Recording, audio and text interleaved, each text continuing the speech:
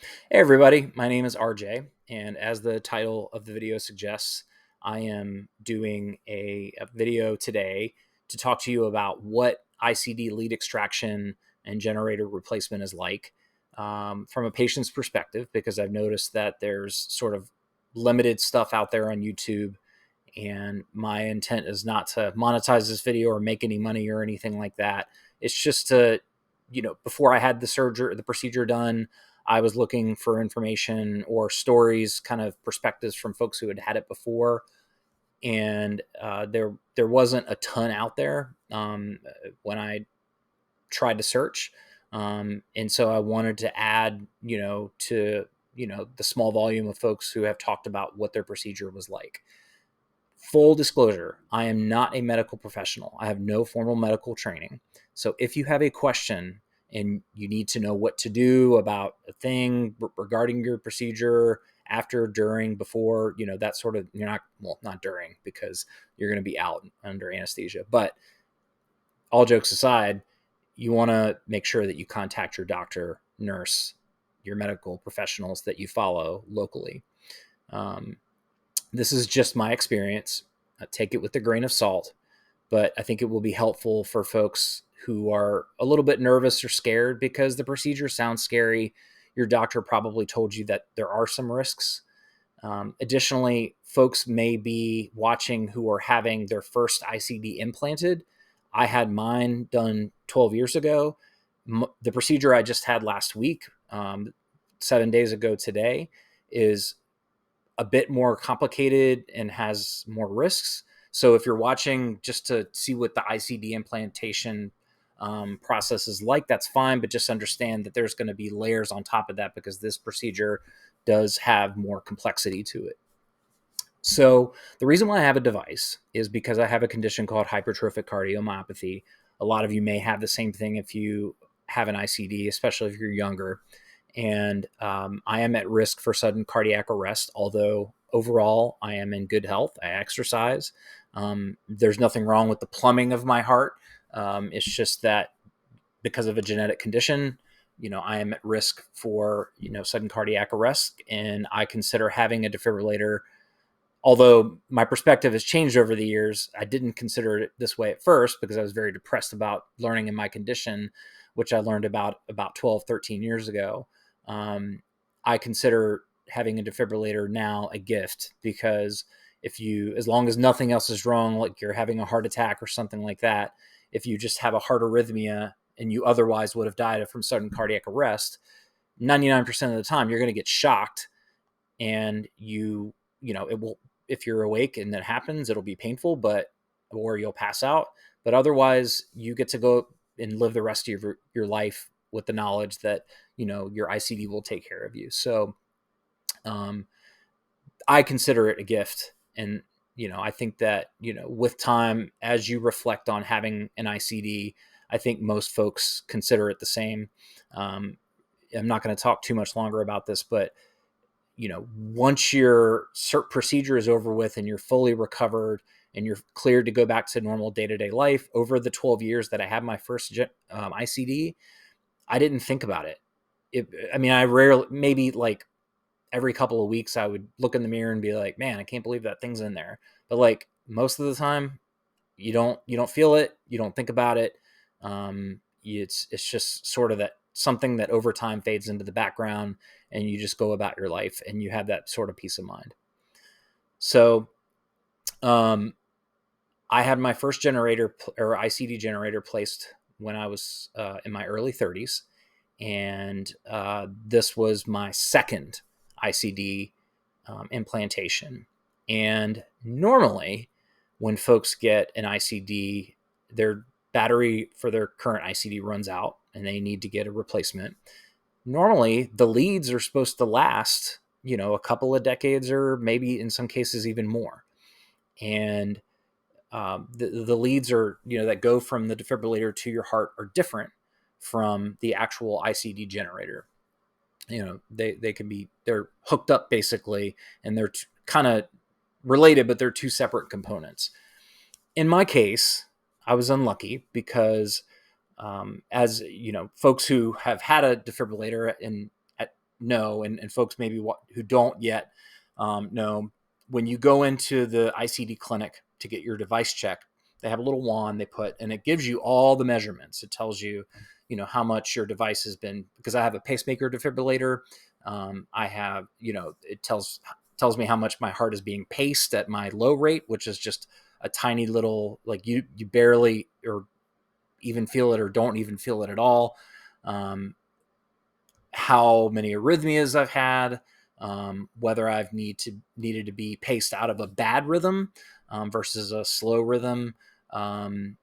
They look at, of course, whether or not you've been shocked, what your average heart rate is. They can also, and this is important to know for the lead extraction procedure, they can also tell what your measurements for your leads, because your leads go through, in my case, it's the right side.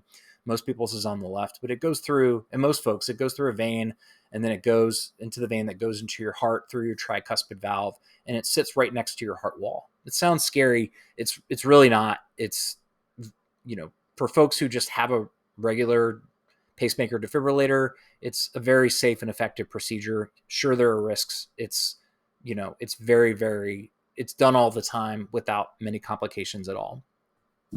So, what the device readings will tell the folks when you go in for your appointment, you have your device rep, which mine is Boston Scientific. They have a Boston Scientific person there who, has the device reading that, looks at everything. And then they have the electrophysiologist in there, maybe a nurse, something like that.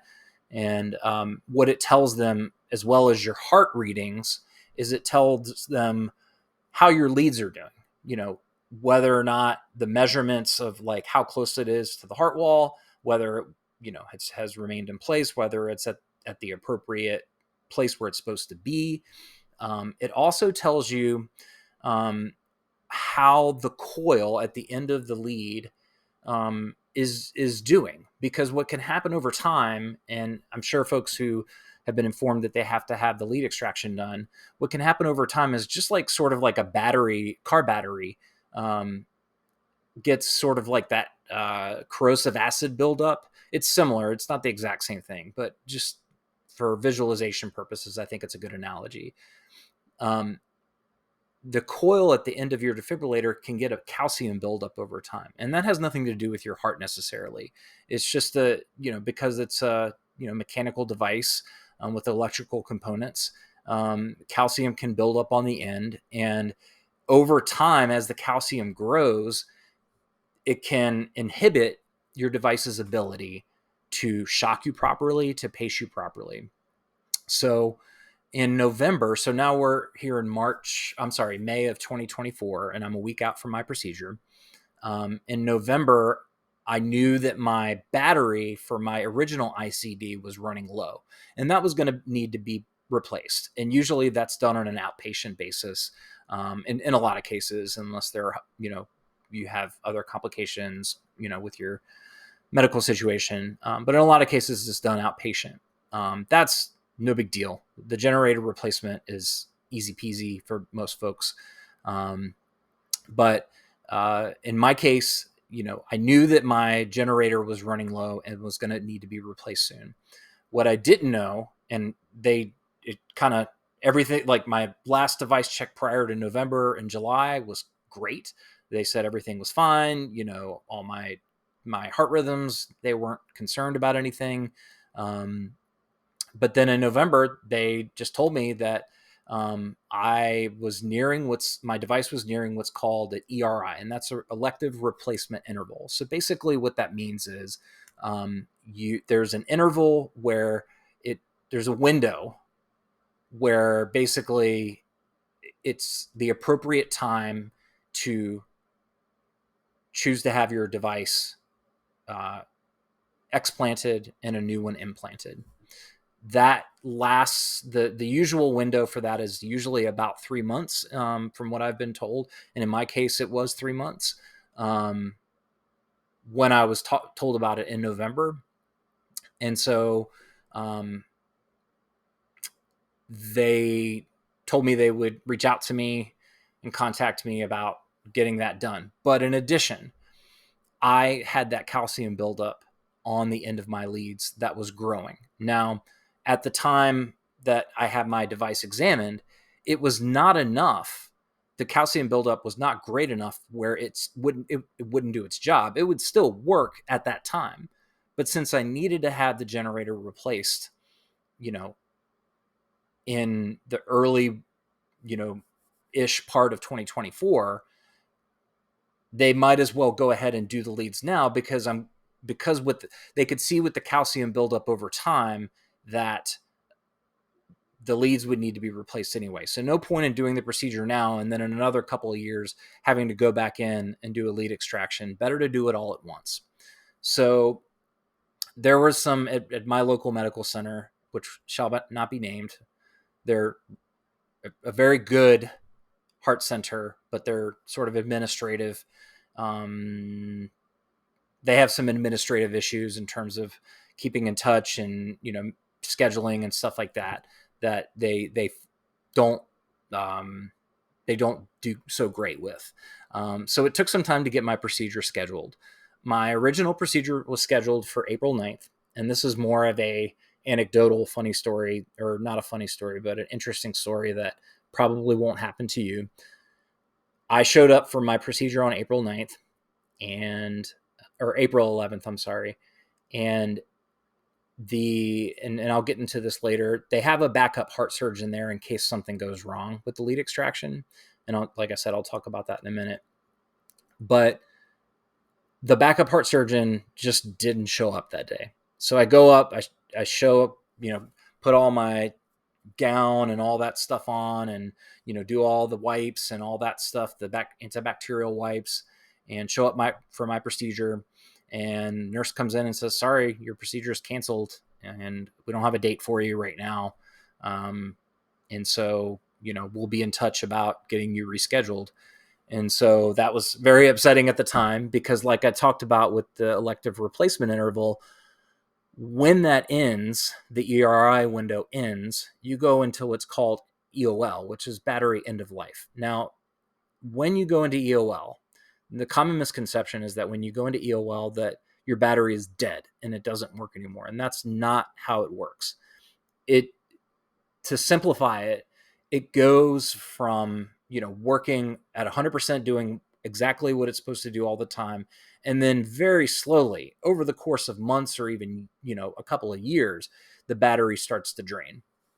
And it'll sort of in a way go into safe mode where, like, if it needs to shock you, it will, for as long as it can. And so just because you get out of your ERI window and now you're in end of life, the battery is in end of life at that point, it doesn't necessarily mean that your device will no longer work.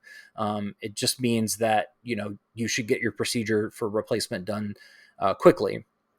So they finally reached out. I was contacting other medical centers and trying desperately to get other places maybe to schedule me sooner. They finally reached out about a week later, and some gentleman was really nice enough to reschedule his procedure because he didn't need his replaced as urgently as mine. I didn't ask for this, but they called and rescheduled someone else and fit me in for 4 weeks later, which was May 9th. And we're talking on May 16th, 2024. So I'm about a week out after the procedure. So let's talk about what the procedure is, and then we'll talk about what you do in the days before, what happens when you show up, during the procedure, after the procedure, and then when you go home. All right.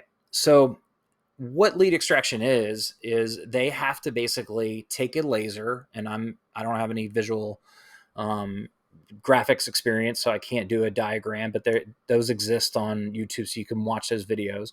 But basically, they take this little sheen or sheath or whatever and over your lead, and basically over the period of the first 6 weeks of your lead implantation for your first device, scar tissue, the way that the device stays in place, or the leads stay in place, is that the scar tissue binds to your vein over time. And that sounds like a bad thing, but it's actually exactly what they want, because that's what holds it in place. And so in order to extract the leads, they can't just pull it out, because at that point, the scar tissue in your vein has bound to the lead. So what they have to do is they have to put sort of this, think of like, I don't know how to explain it. Like something like if you were to put like a straw over a shoelace, and like fish it over a shoelace, that's kind of what it's like. And at the top of the straw, basically, as they go down, there's this little laser. And so the laser basically will cut through the scar tissue as they move along to free up the leads. And then after they're done with that, then they will be able to slowly extract the leads through the straw and get the leads out. The main risk is with the laser. So the laser can puncture the vein. And if that happens, and most doctors will tell you there's about a 1% chance that happens. And all the while they're doing your procedure, they will have sort of this balloon that's inserted through a catheter up in that area. That if that happens and they notice bleeding, which they have an echo, what's called a TEE, a transesophageal echocardiogram down your throat during the procedure, and they'll be looking at your heart and your vein to see if there, any bleeding happens, and they have a backup heart surgeon on standby. So if that happens, they basically inflate this balloon, it shuts off the bleeding, and then they have the backup heart surgeon go in and, basically open up your sternum to, fix the bleeding, clean that up, and then sew you back up. Again, this happens less than 1% of the time. It did not happen to me. It is there simply as a precaution. And the fact that they have a backup heart surgeon there as a protection should make you feel more safe and more secure. So,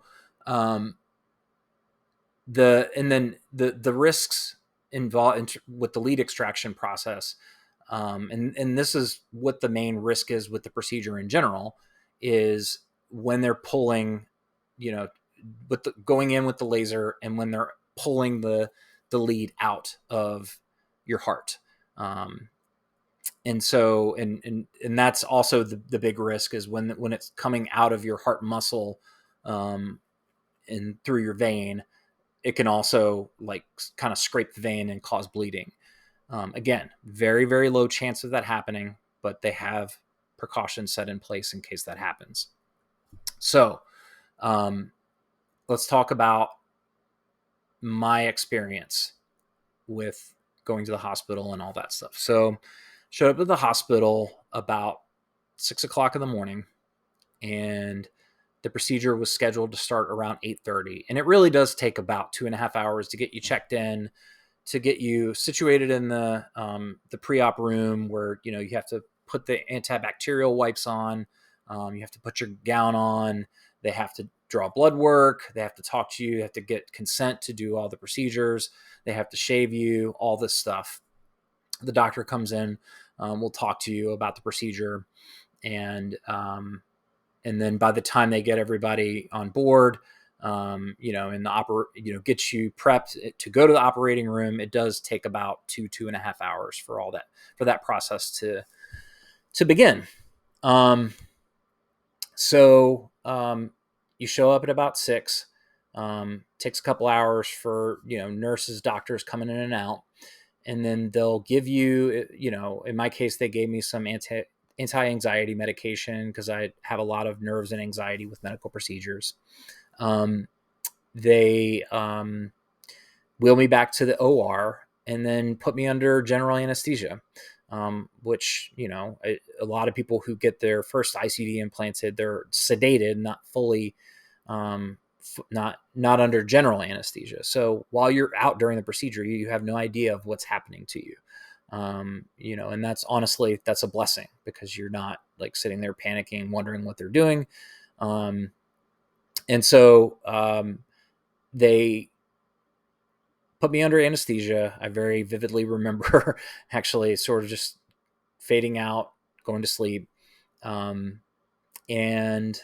at that point, they began the procedure, which is to begin to, they make an incision I think in my case, looking at my scar, which I'm not going to show you today, but I may have a picture that I may insert here, if I have one, of what the wound dressing is like, which is not graphic at all.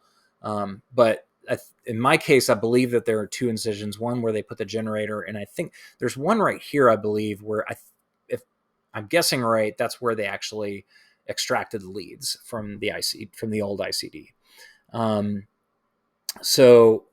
They did that procedure where they used the laser to go through and sort of unbind the scar tissue from the lead, and were able to fish it out, and then they started the process of implanting the new leads. Now, mind you, there's also a pacing wire inserted into your groin area in case. So, in between the time that your old generator is taken out and your new ICD is put in, they have, they want to be able to pace your heart if needed. And they also, I believe, have a shocking mechanism. I think they have it where they can put it around your back, where if you have a fatal rhythm or sudden cardiac arrest, which is, again, extraordinarily unlikely, you can still be shocked. And they have a pacing wire inserted through your groin next to your heart where they can pace your heart if they need to. So, that's there if they need it. In my case, they did not. So once the procedure, or the part of the procedure where they extracted the leads, took about 30 minutes, they said. And then the rest of the procedure was just like a normal ICD implant. And that takes the longest. It takes, 2.5, 3 hours. Again, still out under anesthesia that entire time. And I woke up and they told me that everything went great. And they wheeled me back to the sort of the pre-op or post-op room, and where I got to see my wife, and talk with the doctors and nurses about how everything went. Once I sort of, because when you wake up from anesthesia, you're not going to be fully with it. And over time, as the anesthesia wears off, you'll be able to be a little bit more lucid and able to have, a more coherent conversation and remember more. So, they woke me up and told me that everything went wonderful. That there was, in my case, there was a little bit of bleeding from in my groin area from the catheter that they inserted. It wasn't a big deal. They just told me to keep my leg basically frozen in place for the next 4 hours to make sure that the bleeding stopped. And they were, nurses and doctors were constantly checking on it. And that's when they, during that 4 hour sort of bed rest time, that's when they took me to my room, and where I was going to be staying the night, because you'll stay the night in the hospital for observation, make sure that there's no bleeding around your veins or anything like that, just as a precaution. So they took me to my room, and this is, at this point, we're looking at about 1 o'clock. So I was on bed rest until about 4:30. And then at that point, then they, they tell you, be careful because you're under anesthesia, but if you need to get up and go to the bathroom or something like that, you can. My case, all my like telemetry and pulse ox stuff, all that was remotely. So I wasn't hooked up to any, I wasn't on any IVs after the procedure. So it wasn't like I was tethered to a thing that I had to carry around or anything like that. If I needed to get up, I could just get up, albeit very, very slowly. And when you wake up from anesthesia, I really can't stress this enough. Take your time sitting up. Take your time getting out of bed. And just whatever you're doing, do it at like 25% of the speed that you're used to, especially the first few hours.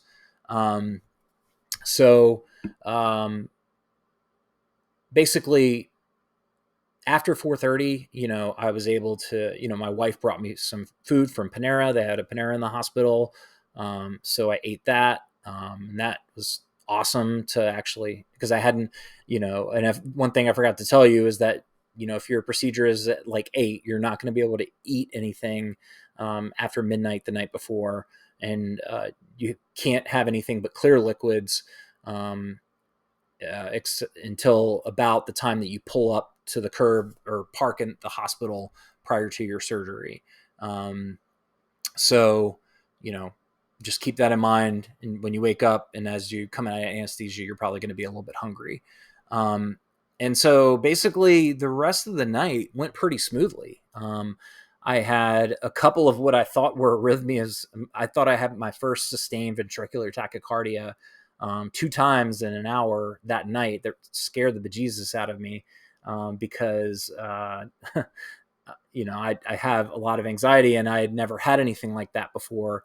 And the nurses didn't even know what was going on, but they said that my ICD was pacing me out of the rhythm and, that everything was working as it was supposed to. It was not considered an emergency.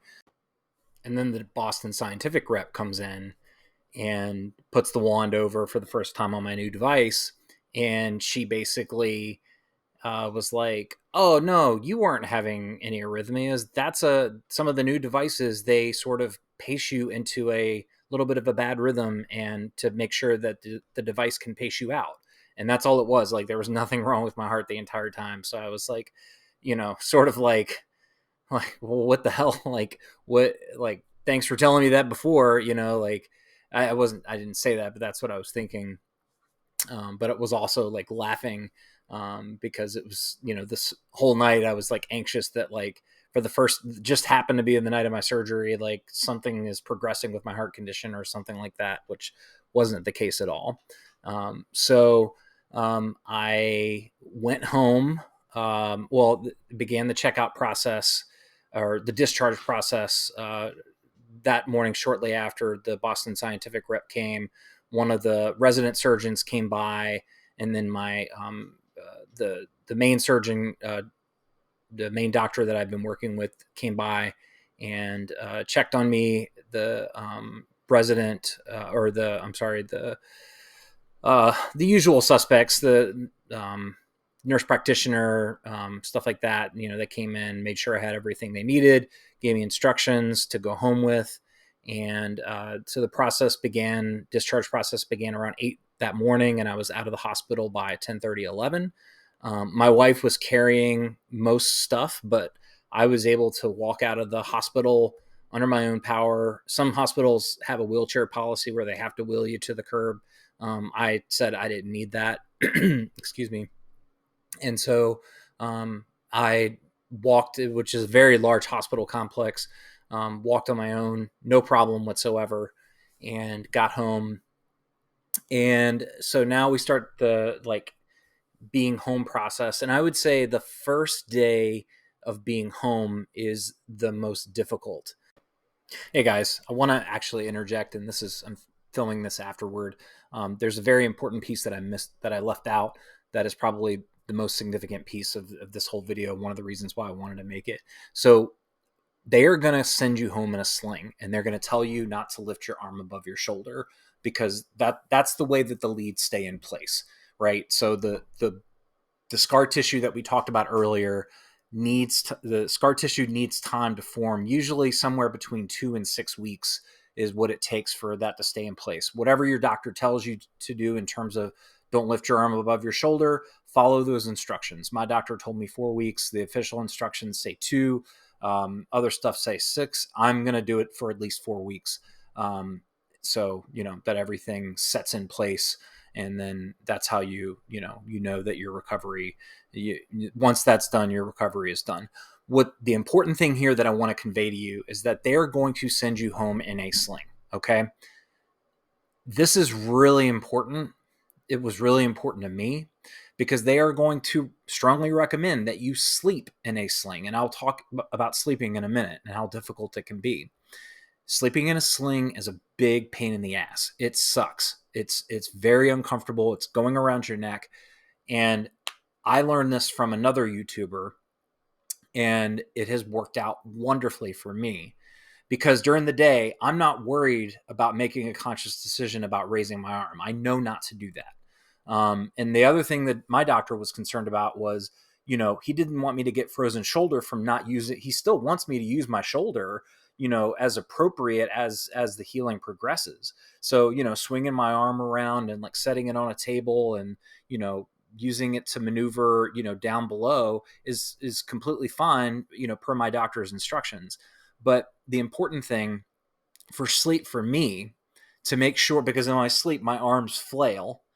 So what I did is I got this from another YouTuber. I just wore a shirt and I just put my arm inside my shirt and went to sleep. And honestly, I was able to sleep just fine, with that being the case. And, when I would wake up, it was only after I woke up that I realized, oh, my arm's on my shirt. And like, it didn't bother me at all. So, in as long as, if your doctor tells you 100% to wear a sling, do whatever your medical professionals say, but suggest that to them, see if they're okay with that. And for me, that worked wonderfully. And I strongly, strongly, strongly suggest you do the same. It will help you in terms of your comfort level, especially when you're sleeping a lot. Because, for example, like when you're in the hospital overnight, like, you have a bed that reclines up and down. And so like getting up and out of bed is much easier versus like, I like to sleep flat on my back. And, you know, laying flat on your back, like the first night, like it's, your ICD site is sore and swollen and all that stuff. But it also, for me, especially, it kind of radiated up my neck a little bit. And so I was in a lot of pain. Nothing was wrong. I had some arm numbness and tingliness. And just general pain. Keeping the ice pack on me, while I was in the hospital was easier because I'm kind of like reclined back a little bit, versus like, and they have like the hospital ice packs versus like finding an ice pack and like strapping it to your chest, and like we had a bad incident on Friday, the first day that I was home, where my wife was trying to like Velcro a little strap with an ice pack over, and she accidentally hit my defibrillator, which wasn't a problem for the device or anything like that. It just hurt like hell. And so like I screamed out in pain, and then she like, got really upset because like she felt bad. And it's hard on caretakers, as well. So as you're recovering, and you have, fortunately, if you're fortunate enough to have a loved one that takes care of you and is attentive to your needs and appreciates you and all that, and wants to make sure that you're feeling good, and just as you recover and feel better, just be sure to express gratitude. And, once you're better, try to do some things for them, because it's, I tell people, in terms of like medical conditions, whether it's harder for the person who, had the procedure, or whether it's harder on the caretaker, it's kind of a coin flip, in my opinion. Like in a lot of ways, for the caretaker, it's more difficult, especially if there are anxieties about risk and stuff like that happen, prior to the surgery. While your loved one is waiting out in the waiting room, they have no idea what's happening while you're asleep and you're, just kind of peacefully zonked out. So just keep that in mind. Yeah. So the first day was tough. It wasn't horrible, like for the most part. I would say the process of trying to sleep was close to horrible that first night, maybe the second night too. Because like I said, everything is just tight and like laying flat on your back. And then the other thing is like, because you have the hospital bed in the hospital, you can recline yourself up with the button and just kind of, easily situate yourself. When you're laying flat in bed, or even if you're elevated a little bit, maneuvering yourself and like stuff by your bedside. And like, for example, I have a fan, noise maker fan, and I have a CPAP machine, and like getting that on, and like, I have sleep with earplugs. I have the whole nine, and like plugging my phone in, like reaching over and like rolling over, like the first couple nights, that's really, really hard. My partner and I sleep in different beds because I have a really bad sleep, I have really bad insomnia. And so we tried her sleeping with me for a little bit. And it just like, I wasn't able to like get to sleep. So I told her, she was welcome to go to the other room so she could sleep better. And yeah, it was a struggle for me because like I said, it's just, going to bed is not just as simple as like laying down and going to sleep. And even that laying down itself it was kind of painful. and maneuvering all around and doing all the things and situating yourself, you take it for granted when you're not sore and recovering from an injury. But it's hard when you come home from the hospital, especially with the pain around this area. And for most of you, it'll be this area. The next day was also difficult. And keep in mind, I took, so pain medication wise, some folks will be, and this is just my experience, some folks will be in more pain than others. I kind of knew what to expect because I had ICD surgery before. And my doctor said with this procedure is a little bit more painful because of what the extra stuff that they had to do. So they, or I, I knew it was going to be difficult. And I, and so with that expectation, I did not, I did not uh, freak out too much when I was in discomfort. And I took hydromorphone or Dilaudid in the hospital one time after my surgery, like right after my surgery. But other than that, I just took Tylenol. And they don't recommend usually ibuprofen after that surgery because it thins your blood out, increase your risks of bleeding. So mostly if you're not on any of the opiates, you're mostly going to be taking, extra strength Tylenol, 1,000 milligrams every 8 hours. And so that's what I had been doing. And it helped a good bit with the pain, and I made sure that I was ahead of the pain and not waiting. Cause once you start chasing pain, as a lot of, it's difficult to catch up. Especially those first couple of days. The second night laying down flat was easier. Just in terms of neck pain and stuff like that, rolling around and stuff like that, and getting situations still very hard. I had to learn how to like put my CPAP mask on sitting up versus like I usually do it just like roll over and put it on, when everything's normal. So I had to kind of set up a temporary sort of setup in bed. And that's the main thing too, is like you want to make sure you're getting sleep and rest as much as possible if you're able to sleep. And if you do need, opiates or pain medication, talk to your doctor, see if it's appropriate. And this is kind of like, sorry if this is TMI, but this is kind of part of the deal, is that one thing you need to keep in mind is like when you are put under anesthesia, your digestive system slows to a crawl. And what happens is, it hardens your bowel movements a lot. And and if you take like opioids, like even just me taking the Dilaudid before and after the surgery, just that one time, and Zofran that night, which Zofran is not an opiate, it's an anti-nausea med, but like it's going to make you constipated. And so your bowel movements, the first 48 hours when you come home, it usually, and this is my experience from other surgeries too, it's usually a struggle. And so look up what you need to do to make sure that process, I would say like I started taking fiber days before my surgery. If as long as your doctor's cool with it, talk to them, see if like maybe Miralax will help, move things along, because it really can make things more uncomfortable if you're not careful.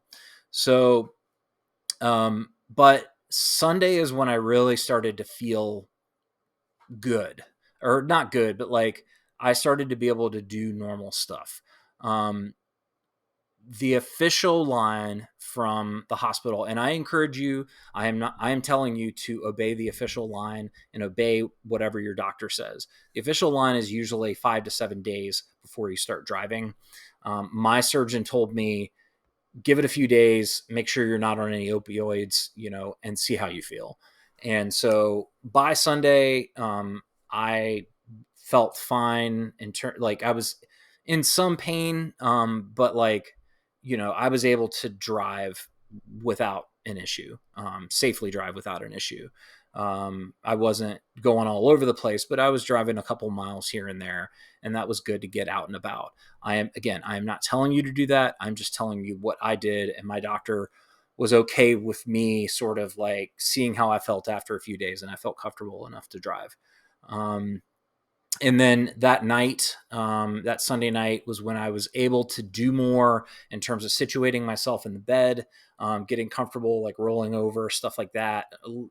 Still not everything I'm able to do, but doing more. And then every night it gets progressively a little bit easier. Um, Again, do what your doctor says. But yesterday, Wednesday, was the first day I kind of worked out. Like, I walked about a mile and a third, 1.3 miles.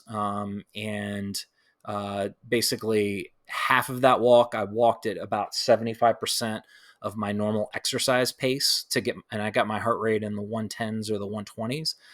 Felt great. Went and drove out to my parents 30 minutes away, had very minimal problems. The only thing that I will say from like days like 3 through 7 or 3 through 6 is that the site, for me at least, it itched a lot. And to the point where I called my doctor on call, the EP on call, who happened to be the resident surgeon that did my procedure, and he said that that's a good sign that your site is healing. But of course, if you have a concern something is wrong, contact your doctor, make sure that everything is okay. But in my case, the itching can be a lot, especially when the Tylenol wears off, especially in the latter half of that first week. The itching can be pretty significant, and you cannot scratch it. You cannot put creams on it. You cannot do any of that stuff. So just be aware that you're just going to have to sort of grin and bear it, and or maybe take Benadryl, if it's at night or something like that, if your doctor approves it. But just be ready for that. But other than that, here I am at day 7, and I woke up this morning a week out, almost exactly a week to the hour, from having my procedure done. And as my instructions stated, I went ahead and took the dressing off, or the sealed bandage. It's going to be this big plastic seal. It's like almost hermetically sealed. And it was kind of starting to peel a little bit after 7 days anyway. Oh, showering. So because those first 7 days, you'll have like this thing that's, like I said, almost hermetically sealed.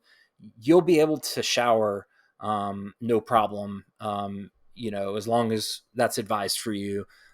They say no hot baths or anything like that. But just make sure, like in the shower, if it's a slippery shower, like I put a little sticky mat down the day before the surgery, and the mats outside the shower were really firm. I went and got to Target and got some sticky mats outside the shower so I don't slip and fall. But I was able to shower no problem. They just tell you with the dressing or whatever it's called, the tape or hermetically sealed thing. I can't remember what the exact terminology is. Just try not to get that wet. It's not the end of the world if it does, but that's what kind of causes it to start to peel a little bit. So if you can, try to keep that dry and just wash around it. Showering is kind of difficult because, like, if you want to get your armpit, you kind of have to, like, if you're able to, you kind of have to like crouch down to let the shower like get underneath, unless you have like a retractable shower head or whatever, a removable shower head. So that can be a little bit challenging, but it's not the end of the world. Um, yeah. So going back to today, took the dressing off. I mean, the scar and the site, it looks a little overwhelming at first because your body is still healing. So at 7 days, my instructions said to take the dressing off. Now for these next 72 hours, now that the dressing off is off, I am not allowed to get the site wet at all in the shower. So I'll have to put like plastic wrap around it, and make sure that stays dry. But then beginning Sunday, which will be 3 days, I'll be able to shower, on the site and get the site wet, and that sort of thing. Um, so, I'm looking forward to that. The pain at this point has decreased significantly, to the point where, like, I'm able to do almost not quite everything was able to do in bed before. And again, being in bed and being able to sleep and have your nighttime routine is important. So that's why I'm talking about it so much. Um, so it gets easier like days like 5 through 7. And now I'm kind of getting back to where I can, like, do this without any pain, or roll over and or extend and reach and pull the the lampshade string down to turn off the light at bed, which, you're not going to be able to do at first. And hopefully maybe if you have a partner that sleeps with you, or you have somebody that can take care of you, you may just want to have them, lay down in bed and have somebody take care of you. Or if you don't live with anyone, maybe stay with someone, a loved one that can, help you through those things in the first few days. But yeah, that's it in terms of my recovery to the point that I'm at now. I am able to go for walks. I'm able to drive. I actually started working again today. I would say I feel about 90% fine. Going back real quick, the one thing I will say is the day that you're home from the hospital, probably through day 4 or 5, you're just going to be wiped out a little bit easier. You'll be able to do a lot of the things that you did before, but you'll just notice that it wears you out a lot quicker. The toll that it takes is a lot bigger because your body is recovering from a wound. And Saturday and Monday, as I was doing more throughout the day, later in the day, my heart started thumping harder. It was working harder. And again, that's just because your body is suffering an injury. That's what surgery is. Your body is working hard, and your heart is working hard to try to recover. So just keep that in mind as you go through. The end of this video, I really want to stress the reason why I made this video is because when I was told about what the procedure was, I was scared. It sounded scary. I had a lot of anxiety and a lot of depression about what if I go to sleep and don't wake up? What if I leave my loved ones and that sort of thing? And just, the thing I will say is that if possible, go to a well-regarded cardiology hospital. And all hospitals are going to tell you that their cardiology department is good. I'm not telling you that you have to go to the Cleveland Clinic or the Mayo Clinic if you're in the U.S. Or I know they have there's a heart center in Toronto and Canada that's outstanding. Not familiar with the rest of the world in terms of medical centers. I'm not saying that you have to go to the very best, but go to one where they have, highly regarded cardiologists. Do your research. If it's an hour's drive away or, a couple hours or something like that, I would encourage you to do that, because what you want when you have lead extraction and replacement surgery is you want a cardiologist or an electrophysiologist that has done a lot of these, that is very experienced, and you want to be able to ask them approximately how many of these procedures have they done, how long they've been doing it, how many times when's the last time they had somebody where they did have bleeding in their vein and they had to open them up and all that stuff, and there was an emergency. Have they had anybody pass away during the time that they've been doing the procedure? If so, when was the last time that happened? In my case, my doctor, it had been years since they had even had, a major complication with the procedures that he had been doing. And my hospital is a good, large regional hospital, with a level 3 trauma center, great cancer center, great cardiology center. So I just want to stress, my opinion, and you do what's best for you. And if you have to have it done locally, where it's a sort of low volume center, then you got to do what you got to do and follow your doctor's advice, like I've said a million times. But if you can, try to find a high volume center where the surgeon does a lot of these lead extractions, that's highly experienced. It's very important. The risk, I think, from my research, from what I've done, decreases dramatically when you are dealing with a highly regarded cardiology and electrophysiology center and a highly regarded surgeon who has done this extensively for many years, if not decades. So just please take that advice to heart. And if you do that, I think you should feel at ease about having this procedure. I really do. As long as your health is otherwise, your heart health is otherwise good and strong, I think that you should, just, if you have a good surgeon that's done this for a long time, just trust that they're going to do a good job. And that's what happened with me. And the overwhelming odds are that that's what will happen with you. I'm sure I will get, if this video gets views, I'm sure I'll get comments from people where things have gone wrong, where there's been damage and stuff like that. And that's just sort of, you know, it's a awful thing. And my heart goes out to anybody who's had that experience. But keep in mind, that's kind of selection bias. People who are going to be commenting on videos, people who feel the urge to comment a lot of times are going to be the ones who watch this and, something like this. And because they've had a bad experience, they're going to be more likely to talk about it versus having had a good experience. So if you see a bunch of negative comments about things that have gone wrong during the procedure, I'm not telling you don't think about it or don't worry about it or anything like that, but just keep in mind that if you go to a good surgeon who's done this a lot, 99 times out of 100 or more, you're going to be fine. Okay. And even if there are complications, they have the backup heart surgeon there for a reason, and you will be fine. Overwhelming odds. Okay. So this video has gone way longer than I expected it to. I apologize. I think in order for me to cover everything that I wanted to cover, it was important. And, I'd rather this video be 55 minutes long and sort of take you step by step through everything you want to hear because you're probably anxious about it, than not have, make it 15 minutes long and just kind of gloss over really important details. So that's it for me. If you have any questions, please leave them in the comments. Happy to answer. I may do another video on what my experience was like with my first ICD placement. That one was much more simple, and that's what most people have. And so, I may do that separately, and that may get a lot more views. And and if you want that, please ask for that in the comments. Again, I'm not doing this for clicks or views or monetization or anything like that.